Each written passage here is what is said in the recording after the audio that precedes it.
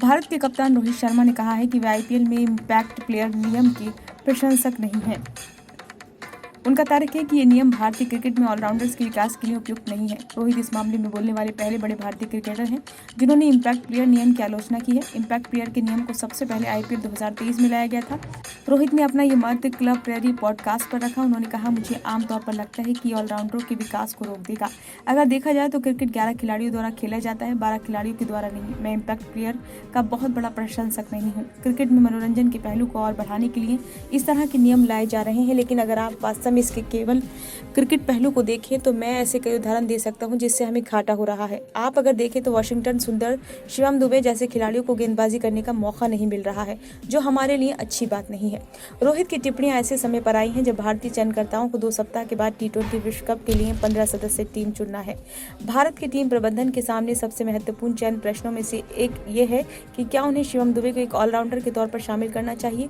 भारत के पूर्व गेंदबाज अजीत आगरकर के नेतृत्व वाले भारतीय चयन पैनल के लिए चुनौती यह है कि शिवम ने हालिया समय में खेले गए घरेलू क्रिकेट में भी नियमित रूप से गेंदबाजी नहीं की और अभी तक आईपीएल 2024 में भी गेंदबाजी नहीं कर रहे हैं। जनवरी में अफगानिस्तान के खिलाफ 3 मैचों की टी20 सीरीज में शानदार प्रदर्शन करने के बाद शिवम भारतीय में ऑलराउंडर पद के दावेदार के रूप में उभरे हैं। जहां तक वॉशिंगटन की बात है, वे अलग अलग पोजीशन पर बल्लेबाजी कर सकते हैं। हालांकि उन्होंने इस सीजन में सनराइजर हैदराबाद के लिए सिर्फ एक ही मैच खेला है।